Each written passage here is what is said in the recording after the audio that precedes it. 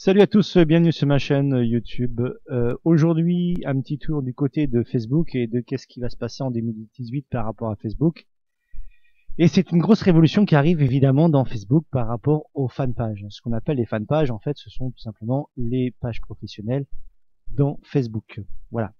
Ce n'est pas les profils. Les profils, c'est vous et moi. La fanpage, c'est par exemple des marques comme Adidas, comme Coca-Cola, comme Oasis. Voilà, ils sont sur des fanpages. Alors, la grande annonce qu'il y a eu il y a quelques jours par rapport à Facebook, c'est ça. Voilà, ça sort de French Web. C'est Facebook écarte maintenant les marques des newsfeeds pour privilégier les amis et la famille. C'est-à-dire que tout simplement, ils avaient fait déjà un test en octobre 2017 sur le sujet sur quelques pays en disant voilà, écoutez, il y a trop de personnes qui voient des posts de marques, donc on va tout simplement retirer cette visibilité aux marques afin d'arriver en fait à mieux voir vos vos amis ou votre famille. Et qu'est-ce que disent vos amis ou votre famille? Ok, c'est bien, mais si vous regardez grosso modo ce que postent en généralement vos amis et vos familles, c'est un peu bidon en général. Et ce qu'ils postent aussi, ça vient généralement de tout ce qui est déjà fanpage ou groupe, ou en tout cas voilà fanpage divers et variés, que ce soit des marques, des trucs de blague, d'humour, de passion, voilà, divers et variés. Alors, je l'avais déjà donc signalé ce problème-là en 2017 parce que j'avais déjà fait un article sur le sujet en octobre 2017 sur mon site donc Mister Index, assez fort en disant Facebook est mort. Voilà, et j'avais déjà annoncé ce problème qui arrivait par rapport à Facebook, et j'avais marqué que la pilule va y avaler, parce que pour juste savoir ce que c'est en fait, ce qui va vraiment se passer en termes de visibilité, c'est ce qu'on appelle le reach. Alors le reach, c'est quoi? C'est quoi le reach? Il faut savoir que dès que vous postez quelque chose sur Facebook au niveau des fanpages, vous n'êtes pas vu sur l'ensemble de vos fans.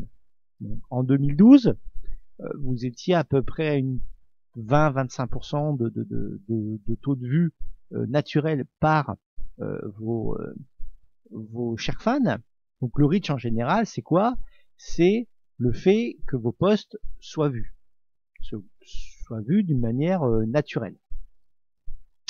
Et le problème de ce qui s'est passé, déjà en 2012, ça avait fait déjà un tollé parce que les marques étaient très attirées par Facebook, et Facebook attirait les marques aussi pour que ça permette de donner aussi un peu plus de puissance aux marques par rapport à de l'actualité.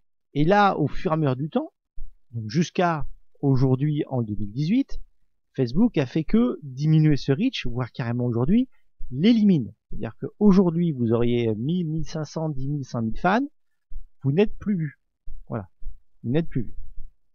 Alors pour moi, la conséquence par rapport à des PME, PMI ou par rapport à des petites boîtes, bon, déjà, est-ce que certaines savent qu'il y a un potentiel de reach et qu'elles ne sont pas vues sur l'intégralité de leurs fans? Là, je peux vous dire, au vu des formations que je fais, croyez-moi, j'en apprends tous les jours à des entreprises en disant ah bon, je savais pas. Même au niveau des profils, ne font plus attention que le profil aussi n'est pas dans un sens chronologique, mais aussi par rapport à l'engagement. C'est-à-dire aussi pareil au ce qu'on appelle à l'edge rank ou au newsfeed algorithme, c'est-à-dire le calcul de l'engagement du post par rapport à ce qui s'est passé, par rapport aux fans ou aux amis. Donc l'engagement est calculé par rapport aux j'aime, au nombre de j'aime qui a été effectué sur l'article, au nombre de commentaires, au nombre de partages, au nombre de clics et au temps passé par rapport à une vidéo par exemple. Donc tout ça est calculé par rapport à cet engagement et donne en fait une propulsion en fait sur les autres amis à travers Facebook. Donc ça déjà, il faudrait que déjà certaines le sachent par rapport à ça. Ça c'est la première grande nouvelle. La deuxième chose que j'ai peur aussi et qui m'inquiète beaucoup, et c'est pour ça que moi j'ai vraiment peur que Facebook meure, c'est pour ça que je l'avais annoncé, Facebook est mort. En fait, grosso modo, ce que j'ai peur, c'est que les marques s'en aillent carrément, parce qu'ils vont se dire, bah, ça sert à quoi aujourd'hui de de faire du contenu sur un réseau social où je ne fais pas vue. À la condition sine qua non de payer un bras pour une vue. Ça aussi, bien sûr. Hein. Évidemment, Facebook est là pour ça, hein, pour faire payer évidemment le boost. Après, au bout d'un moment, ça va être de faire, mais est-ce que tout le temps payer, bon bah voilà, c'est bien gentil, mais au bout d'un moment, ça me coûte cher. Bon, certes, je vais être vu, mais potentiellement, va falloir vraiment que ça me rapporte. La première chose, elle est là. Bon, c'est pour ça que dès que, on va dire, l'annonce a été faite de ce chambardement, on va dire, l'action, si vous regardez, du 12 janvier au 17 janvier, donc voilà, du 12 janvier au 17 janvier, a baissé de 10 $. Hein, si vous regardez, on était à 187 $, on est tombé à 177. Donc elle est tombée de 10 $, et après elle est remontée aussitôt sec. Alors pourquoi? Évidemment, bah, tout simplement, c'est qu'il a rassuré les investisseurs et les actionnaires en disant, bah, vous inquiétez pas, de toute façon, les entreprises, elles vont payer. Ok, très bien, elles payent. Bon, je veux bien. Mais qu'est-ce qui va rester sur les fanpages?